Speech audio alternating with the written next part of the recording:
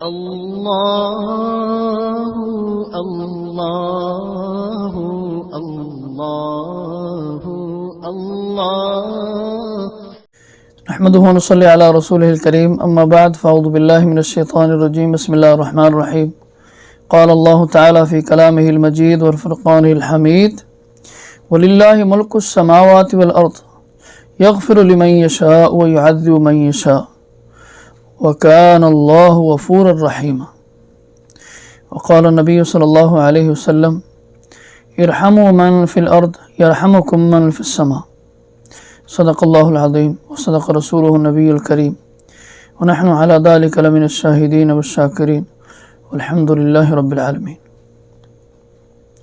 واجب الاحترام احباب، آج جس موضوع پہ آپ سے گفتگو کرنی ہے وہ موضوع ہے عمر شریف صاحب کے حوالے سے۔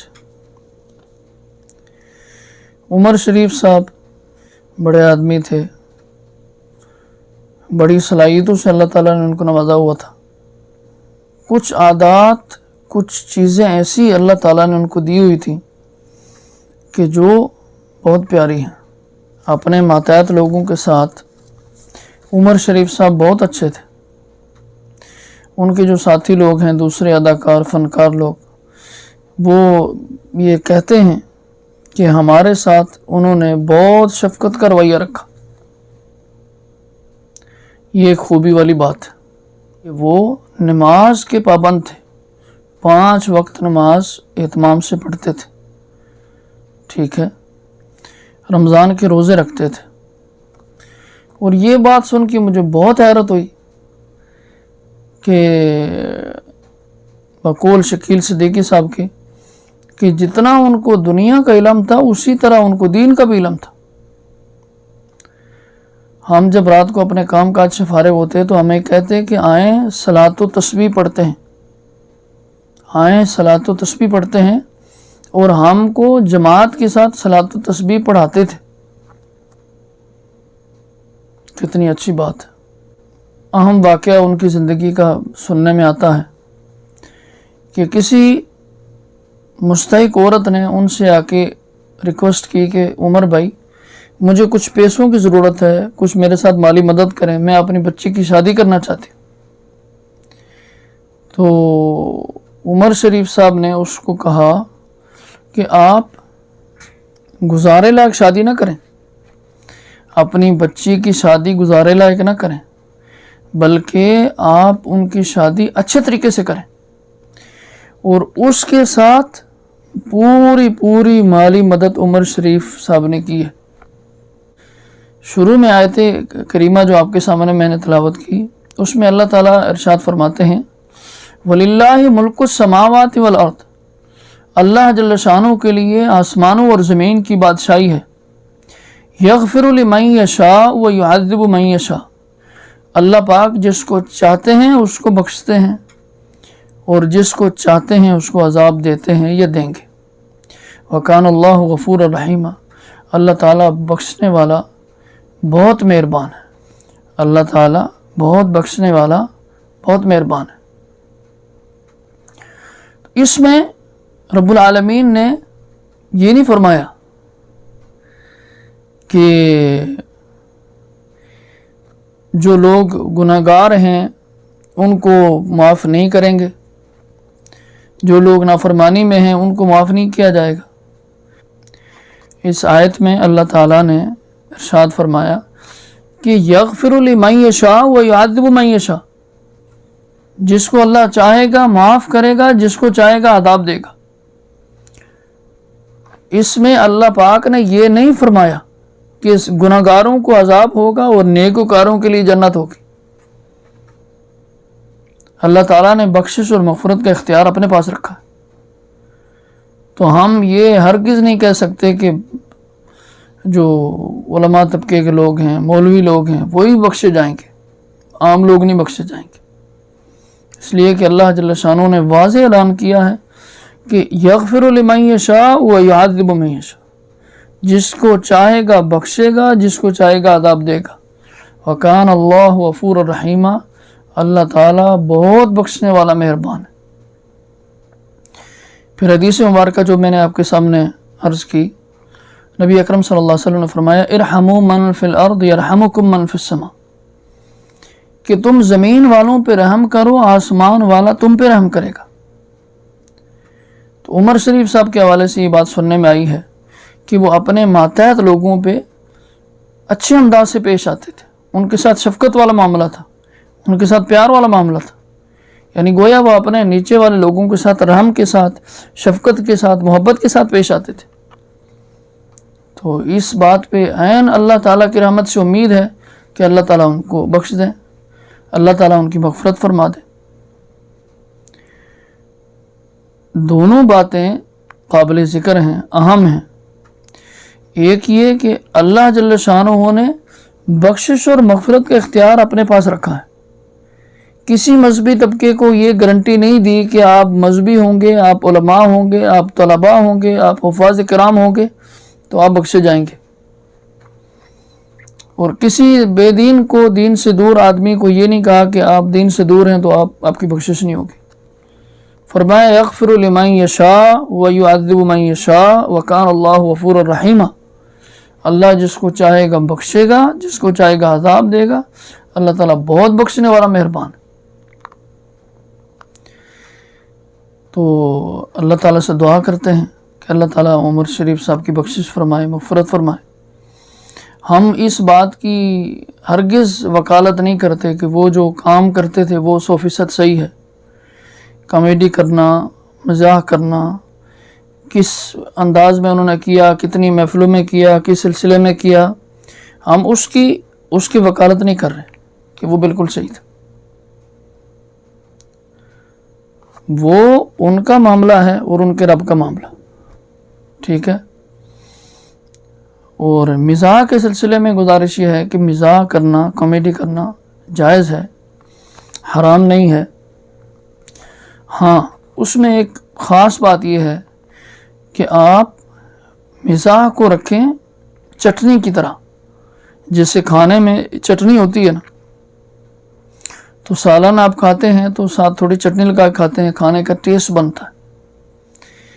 عمومی طور پہ مزاح ایک چٹنی کے درجے میں ہو، ایک ٹیسٹ کے درجے میں ہو تو اچھا لگتا ہے۔ باقی بات دین کی ہو، اسلام کی ہو، شریعت کی ہو، کسی دنیاوی فائدے کی ہو، مزاح درمیان میں چٹنی کی طرح ہو، درمیان میں ایک ٹیسٹ کے لیے ہو، سارا ہی سارا مزاح ہو، یہ پسندیدہ نہیں ہے۔ ناجائز اور حرام نہیں کہہ رہے، پسندیدہ نہیں ہے، ٹھیک ہے۔ اب دوسری طرف جس آدمی کی جو صلاحیت ہے وہی وہ کر سکتا ہے۔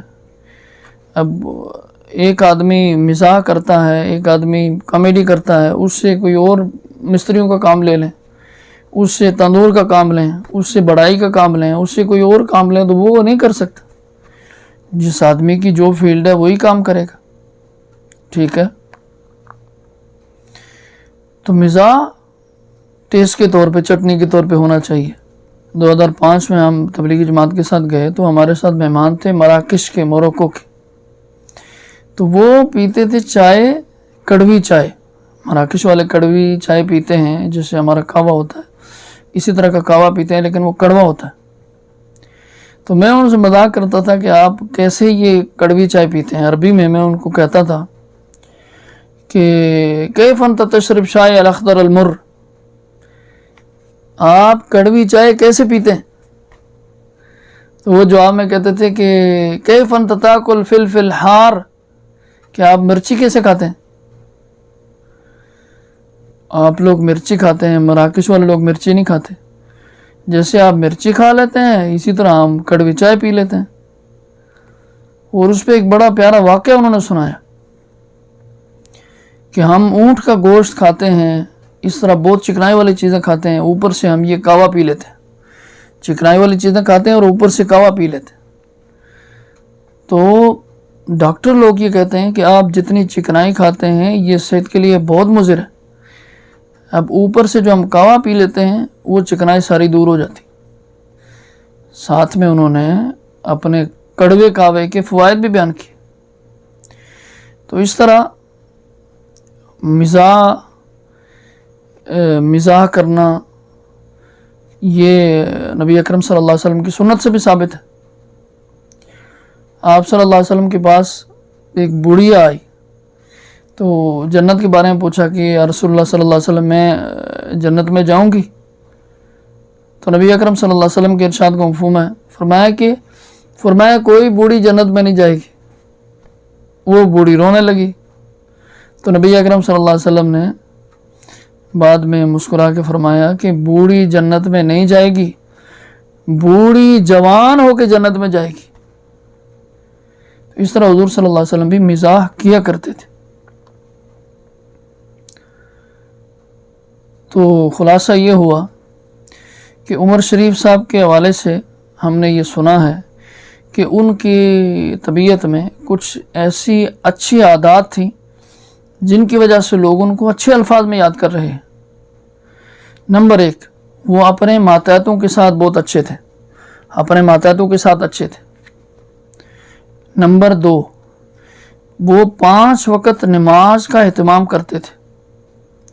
کمی بیشی اللہ معاف کرنے والا ہے، لیکن 5 وقت نماز کا اہتمام کرتے تھے، جمعے کا اہتمام کرتے تھے، رمضان کے روزوں کا اہتمام کرتے تھے۔ اور پھر عجیب سی بات شکیل صدیقی صاحب سے سنی گئی کہ وہ کام کے دوران اپنے جو ان کا مزاحیہ کام تھا، جو اپنا ان کی لائن ہے، ہم اس کا دفاع نہیں کر رہے، اپنی لائن کا کام کرتے ہوئے وہ ساتھ ساتھ دنیاوی گفتگو کے ساتھ ساتھ ہم کو دینی باتیں بتاتے تھے، دنیاوی گفتگو کے ساتھ ساتھ ہم کو دینی باتیں بتاتے تھے۔ اور جب ہم فارغ ہو جاتے تھے تو وہ کہتے تھے آؤ میں آپ کو صلاۃ و تسبیح پڑھاتا ہوں، اور جماعت کے ساتھ صلاۃ و تسبیح پڑھاتے تھے۔ ایک خاتون کی بیٹی کی شادی کے سلسلے میں اس کے ساتھ مالی معاونت کی۔ یہ تو وہ باتیں ہیں جو ہم کو معلوم ہیں، بے شمار ایسی ہوں گی جو معلوم نہیں ہیں۔ تو ان کے اندر جو اچھی باتیں تھیں ان کو سامنے رکھ کے ہم یہ امید کرتے ہیں اللہ جل شانہ کی بارگاہ میں کہ اللہ تعالیٰ ان کی بخشش اور مغفرت فرمائے۔ امید ہے آپ حضرات کے سامنے عمر شریف صاحب کے حوالے سے جو گفتگو کی آپ کو سمجھ آ گئی ہوگی۔ اللہ تعالیٰ سے دعا ہے کہ اللہ تعالیٰ عمر شریف صاحب کی بخشش اور مغفرت فرمائے، قبر سے لے کر حشر سے لے کر قیامت تک کی ساری منزلیں آسان فرمائے، اور ان کے صغیرہ اور کبیرہ گناہوں کو معاف فرمائے۔ جزاکم اللہ خیر۔ اللہ اللہ اللہ اللہ